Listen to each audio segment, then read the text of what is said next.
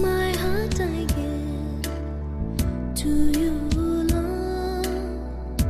You're much more than anything in this world.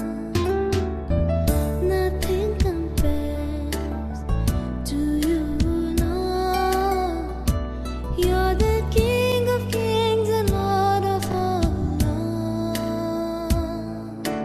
Jesus, you're my love, my strength. My heart longs for a friend like you. Jesus, you're my love, my strength. My heart longs for a friend like you. My heart I give to you, Lord. You're much more than anything in this world. Nothing compares to you, Lord. You're the King of kings and Lord of all lords.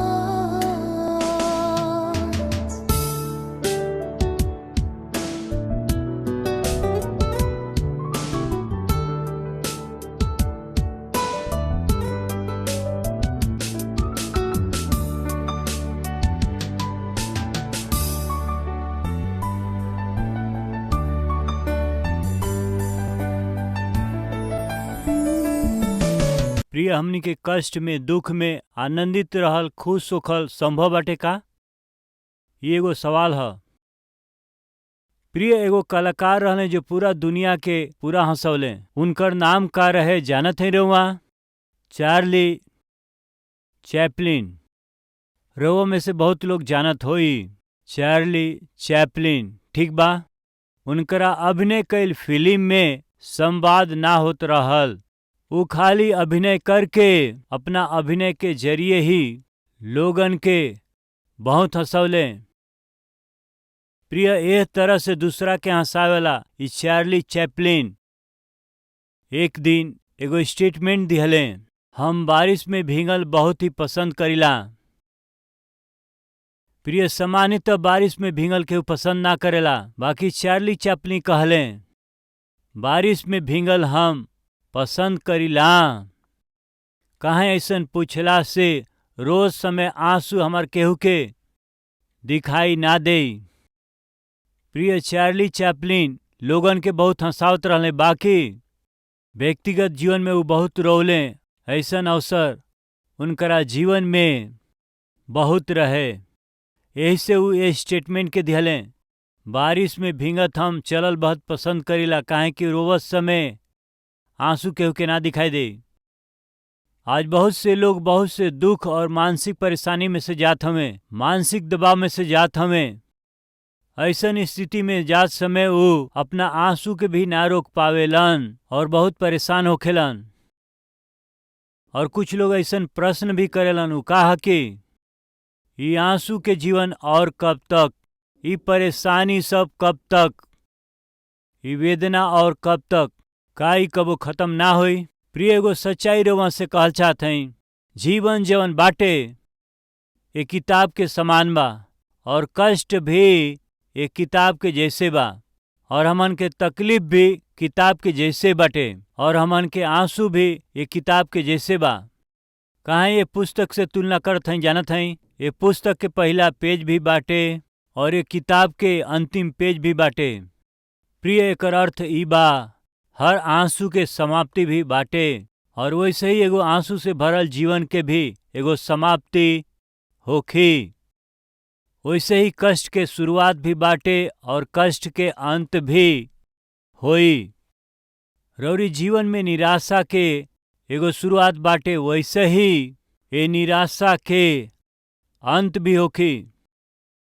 प्रिय, यदि ये सच्चाई के वास्तविकता के जान के जिए के तो अच्छा होई। एगो और ही विषय रउआ के बतावल चाहत हई, ध्यान से सुनी। एगो व्यक्ति डॉक्टर के पास आके कहले, डॉक्टर साहब, पता नहीं काहे हम हमेशा दुखी रहिला, बहुत ही हम निराश और हताश रहिला और बहुत जल्दी हम डिप्रेशन में आ जाइला। जब सब केहू खुशी और आनंद के साथ रहेला त, और जब सब केहू हंसत रहेला, जब उ सब लोग खुशी आनंद से रहेला त हम अंदर अंदर रोइला। इतना लोग खुश बाटे तबो हमारा भीतर काहे आनंद नइखे, ई खुशी नइखे, ई सोच के हम अंदरे अंदर कुड़कुड़ाइला। अगर केहू खुश दिखाई देवेला त और केहू खुशी के साथ दिखाई देवेला और हंसत दिखाई देला त हम सोचिला कि ऐसने हमहू होती त कैसन होइत, हमहू खुश रह सकी। ऐसन जिज्ञासा हमरा के विचलित करत रहेला। ऐसन कोनो रास्ता बताइब का पूरा मन से हम हंस सकी, ई सोच के एगो मनोवैज्ञानिक डॉक्टर के पास ही आदमी गईले। सगरी जांच कैला के बाद उ डॉक्टर साहब कहले कि रउआ बिल्कुल ठीक बानी, बिल्कुल सामान्य बानी, बाकी रउआ खुश काहे न हो पावत हई ई हमके समझ में नइखे आवत। रउआ खुश रह सकीला ई कह के कोनो समस्या नइखे कहले। उ व्यक्ति वहीं बैठल रहले, कुछ कह ना पावत रहले, शांत बैठल रहले। रउआ जाई हंसी खुशी से जीवन के बिताई, कहला से यदि हम ऐसन खुश रहती त रउआ पास काहे अती। हमरा जीवन में खुशी नइखे और हमरा जीवन में शांति भी नइखे और दूसरा के समान हम आनंदित नइखी हो पावत। यही से आज रउरी पास आइल हई। हमके कोनो रास्ता बताइब का ताकि खुश रह सकी, आनंदित रह सकी। तब डॉक्टर कहले, सुने एगो काम कर, पास में एगो सर्कस लागल हुए, वो सर्कस में एगो जोकर हुई हैं। उ जोकर सबके बहुत ही हंसावेलन। बस जाके वो सर्कस में बैठ जाई, बस 1-2 घंटा अच्छा से रउआ हंस सकीला, काहे कि वो पूरा वर्ल्ड में फेमस जोकर हमें। उनकर नाम जोसेफ ग्रिमाल्डी हवे। यही से रउआ जाई, वो सबके हंसा देवेलन। रउआ जाके सर्कस में थोड़ा देर बैठी, ऐसे ज्यादा का बताई तोहके, ई कह के डॉक्टर सलाह दिहले। जब डॉक्टर कुछ लिखत रहले, ए बीच में चल जाइ है, सोचला से ही ना गईले, सोचला से उ ना गईले। कहें जी सर्कस में जाई, वहाँ जोकर रही। उ जोकर बहुत से तमाशा के करके उ रउआ के हंसा दे। रउआ जाई सर्कस देखे, आनंदित होके कहत हई, खुश होके कहत हई, जाई वहाँ पर, वो जोकर के पास जाई। ई कहला से उ सामने बैठल व्यक्ति कुछ कह ना पौले, शांत बैठल रहले। ऐसन शांत बैठल आदमी के आंख से आंसू आवत रहे। डॉक्टर के कुछ समझ में ना आइल। ई काजी तू हंसल चाहत हव, बाकी अब रोवत हव। पास में एगो सर्कस हवे, वहाँ तू जइब त वहाँ जोकर हुए और उ जोकर तोहके हंसा दी हैं। वहाँ जाए कहला से हमरा पास बैठ के रोवत हव, वहाँ जा। तब सामने के व्यक्ति कहे लगले, सर्कस में जाए से जोकर यहीं का डॉक्टर साहब? हाँ, सबके बहुत हंसावेलन। हाँ, बहुत हंसावेलन। वो सर्कस में हंसावे वाला जोकर हम ही हैं डॉक्टर।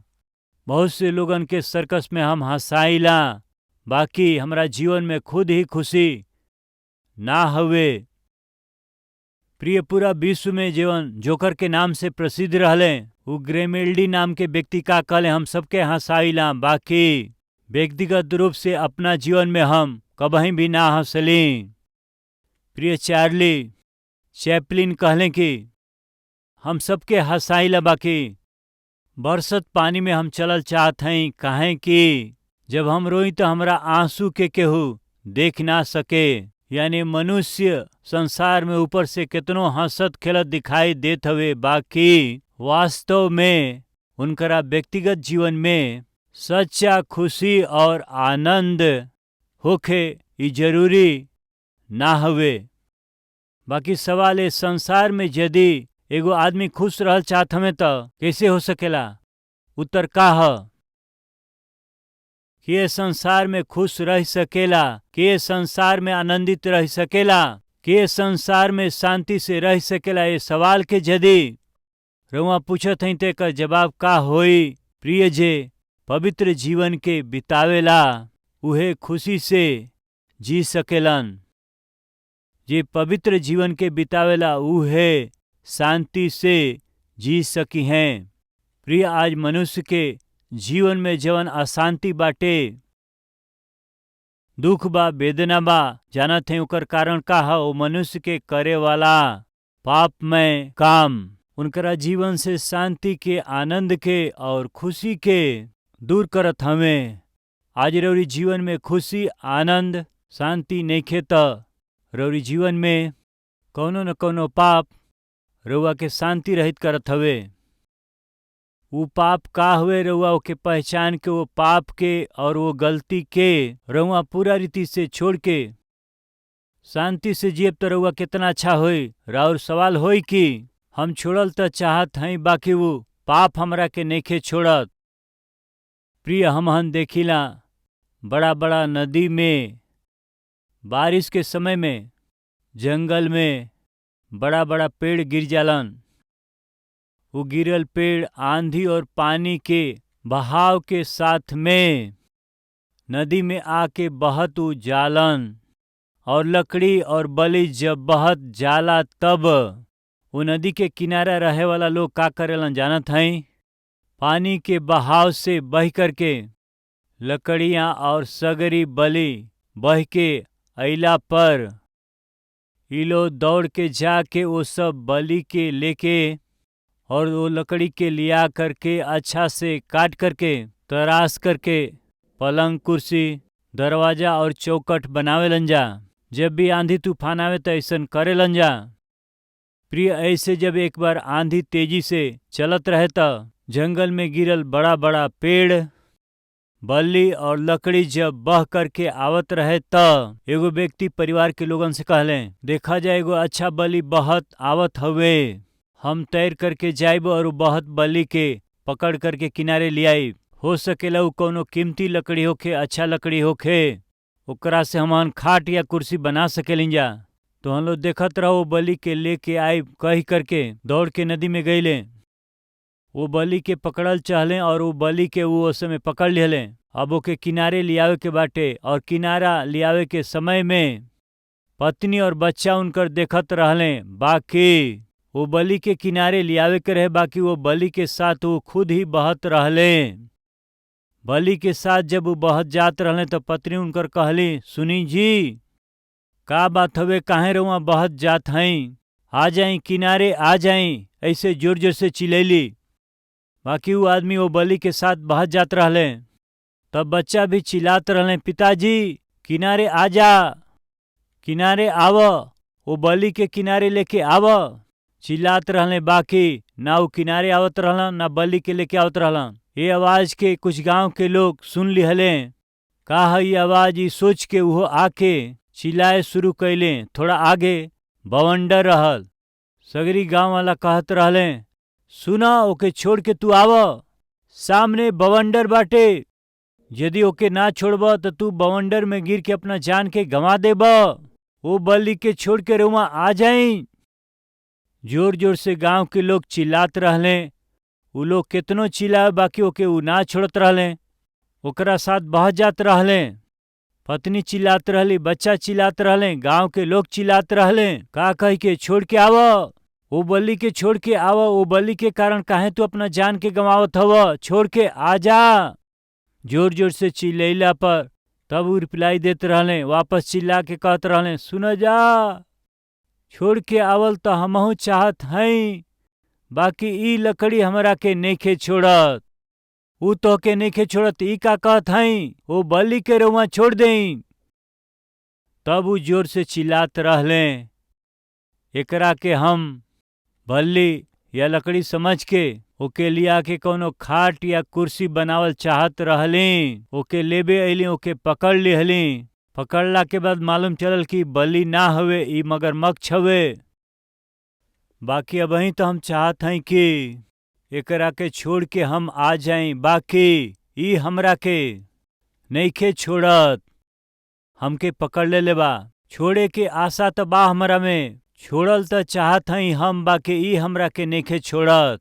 जी हाँ प्रिय, आज लोगन के कुछ हवे जौन मगर के समान पकड़ ले बा। उ का हवे जानत हई? शराब के आदत। एगो शराबी के आशा हवे कि हम शराब के छोड़ देई, बाकी उ शराब ओकरा के नइखे छोड़त। एगो घुमक्कड़ के आशा बा कि वो घुमक्कड़पन के हम छोड़ देई, बाकी ई आदत उनके नइखे छोड़त। गुटखा खाए वाला के देखी, गुटखा के आदत उ छोड़े के आशा करत हमें, बाकी उ आदत उनकरा से नइखे छूट पावत। जुआ खेले वाला के देखी, जुआ उ छोड़ल चाहत हमें, बाकी उ जुआ ओकरा के नइखे छोड़त। जे भी विचार के गुलाम हो चुकल बा, उ जानत हवे कि एकरा से बीमारी होकी, सेहत खराब होकी, शरीर बर्बाद होई, कंगाल हो जाए, सब उनके पता बा। हम छोड़ दिहल चाहत हई, बाकी उ हमके नइखे छोड़त ना। बाटे का हमनी के बीच में केहू आनंद से जियल चाहत हई, बाकी हम त वो आनंद के नाश करे वाला पापमय आदत हमरा में बाटे।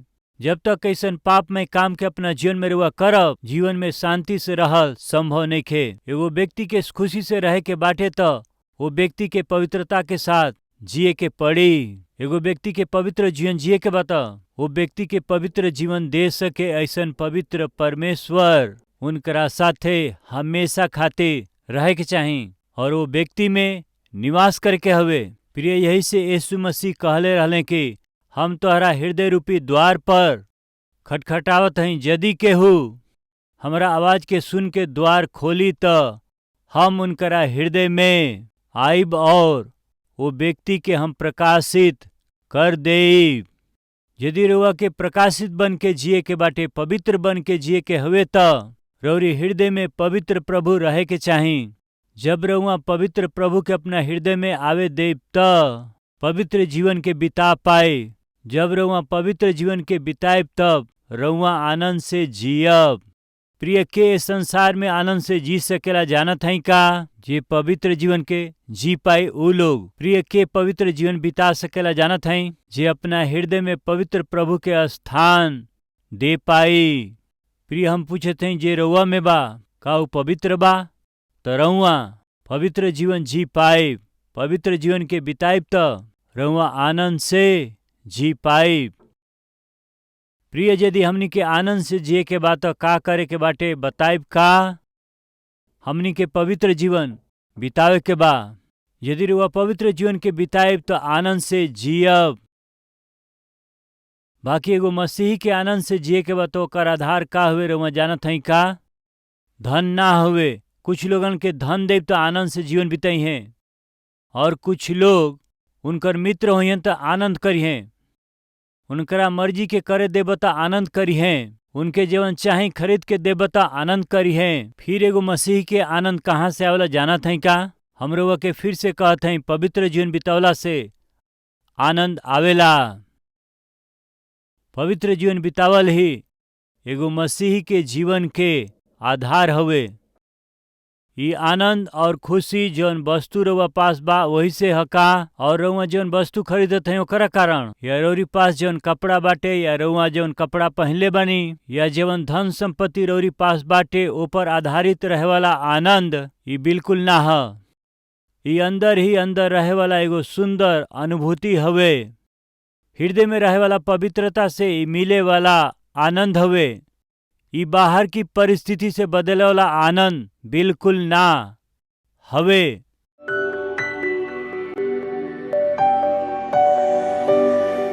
पवित्र परमेश्वर पिता, एगो आदमी के आनंद से जिए के बा त पवित्र जीवन बितावे के बा। एगो आदमी के पवित्र जीवन बितावे के बाटे त पवित्र परमेश्वर के उनकरा अंदर जगह दिहला बिना ई संभव ना हो सकेला। पिता, जितना लोग रउरी साथ जियत हमें उनके पवित्र जीवन जिए के बा, आनंद से जिए के बाटे। यीशु मसीह के नाम से मांगत हई पिताजी, आमीन।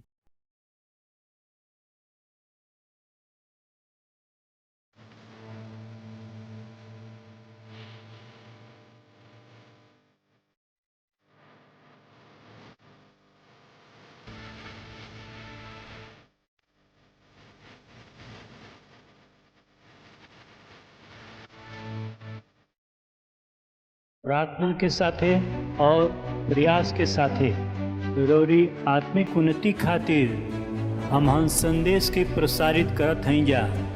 रउआ खातिर इस संदेश आशीषदायक बाटे त और इस संदेश के आगे बढ़ावे खातिर मेहरबानी से आपन राय बताएं। हमन के ये व्हाट्सएप नंबर पर कॉल करें या SMS करें। नंबर हवे 9100901080 और 62811699 कलवरी आवाज के टीवी कार्यक्रम को प्रतिदिन देखने वाले प्रिय भाइयों बहनों, आपके लिए खुशखबरी। कलवरी प्रेयर टावर में जब आप फोन करते हैं, हम आपके लिए नियमित रूप से प्रार्थना करते हैं। लेकिन कुछ लोग प्रार्थना की बहुत ही आवश्यक स्थिति से गुजरते हैं, जैसे कि कोई बीमारी से मरने की स्थिति में हो, या कोई दुर्घटना हो गई हो, या परिवार किसी खतरे में पड़ गया हो।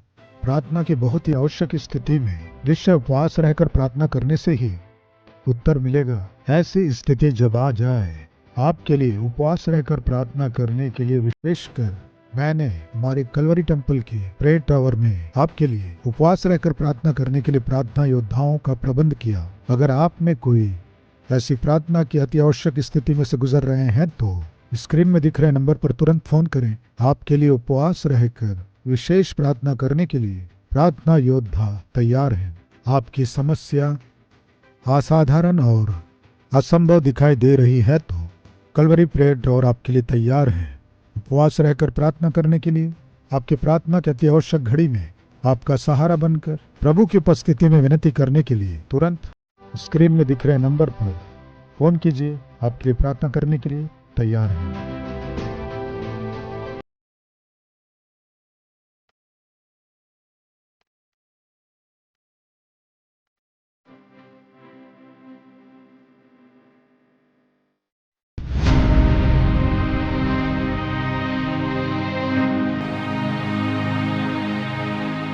प्रभु के नाम से सबको शालोम। मेरा नाम हेमावती है। मैं बचपन में ही यीशु को अपना उद्धारकर्ता स्वीकार की। मेरे पति अपना तनख्वाह शराब पीने में लगा देते थे। मेरी तनख्वाह से घर चलता था। दोनों कमाते हैं, फिर भी आर्थिक समस्या थी। मेरे पति देर रात तक पीते थे और अपने दोस्तों को हमारे घर लाते थे। टाइम 1-2 बज जाता था जब मैं उनसे कही आपके दोस्तों को घर लाना और देर रात तक पीना ये बिल्कुल ठीक नहीं है। तब वो बाहर जाना शुरू किए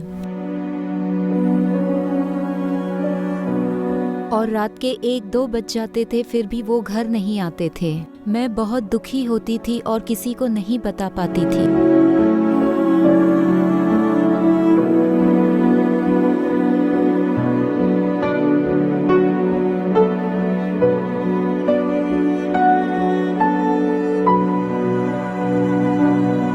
अपनी दिल की बात दिल में ही रखती थी, किसी को नहीं बताती। ऐसे वाले समय में मैं एक दिन कलवरी आवाज सुनी। मैं कलवरी टेम्पल जाना चाहती और एक रविवार मैं कलवरी टेम्पल गई। उस दिन वचन के द्वारा मुझे बहुत हिम्मत मिली और मैं अपने पति से कही कलवरी टेम्पल आने, लेकिन वो आने से मना किए।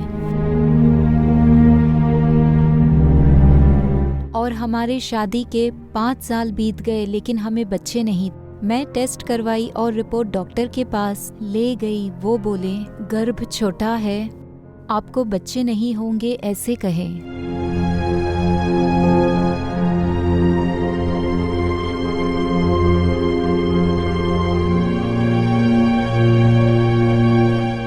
तब मैं बहुत दुखी हुई और रोते हुए प्रार्थना की। गर्भफल यहोवा की ओर से प्रतिफल है, ये मुझे याद आया। दुख से मैं रोते हुए प्रभु से प्रार्थना करती थी। बच्चे ना रहने के कारण हम बहुत तड़प रहे थे। ऐसे वाले समय में जब मेरी पत्नी कलवरी टेम्पल आने कही, तब मैं पहली बार कलवरी टेम्पल आया। प्रभु वचन के द्वारा सीधे मुझसे बात की।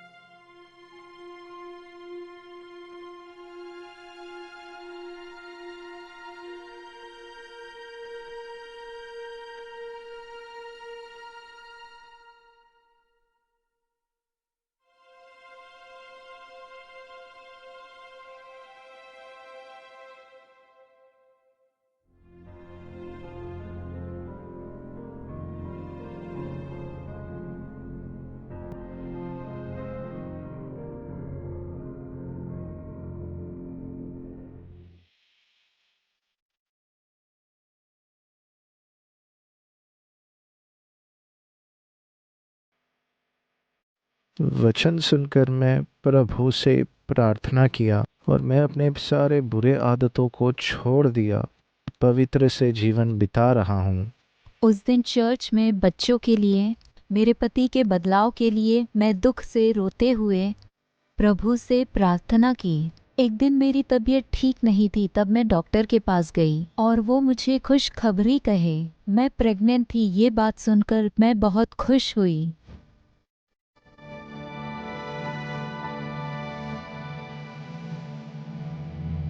प्रभु हमारे अपमान सारा दूर किए और मैं खुशी से अपने पति से बताई और वो भी बहुत खुश हुए।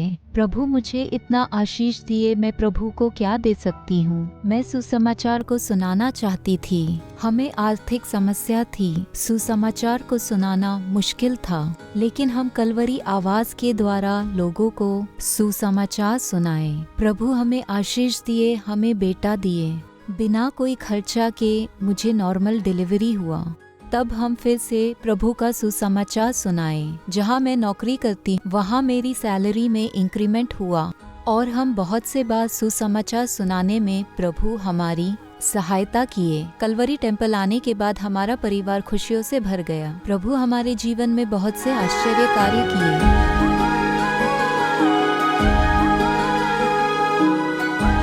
वचन के द्वारा हमें हिम्मत दे रहे हैं। प्रभु के दास को हमारा धन्यवाद।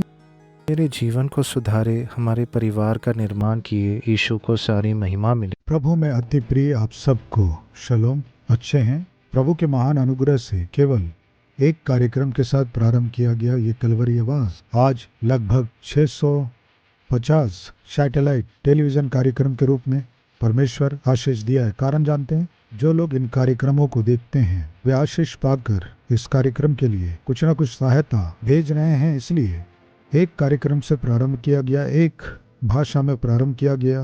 कलवरी आवाज आज भारत देश के हर एक राष्ट्र में उनकी बोली जाने वाली भाषा में सुसमाचार को पहुंचा पा रहे हैं। और उतना ही नहीं, लगभग 650 टेलीविजन कार्यक्रमों के द्वारा केवल हमारे ही देश में नहीं, बांग्लादेश में, नेपाल में और पाकिस्तान, अफगानिस्तान, गल्फ कंट्रीज में और श्रीलंका में भी उनकी भाषा में ही प्रभु यीशु मसीह के सुसमाचार को पहुंचा रहे हैं। हर एक जन को उद्धार पाना है तो हर एक जन तक सुसमाचार पहुंचना है। इसीलिए हर एक जन उद्धार पा सकें, यीशु मसीह के सुसमाचार को जगत में फैला सकें, आपकी सहायता चाहिए।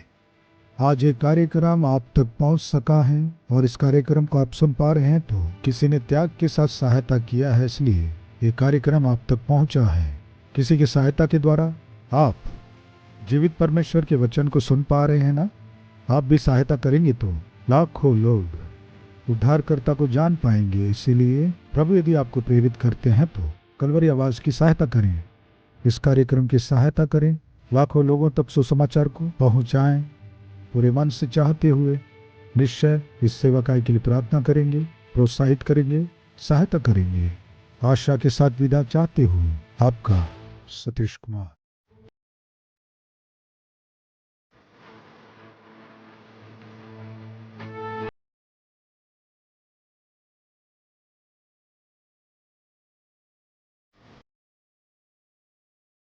हमार पता बा कलवरी post box number 30 Kukatpally Hyderabad 72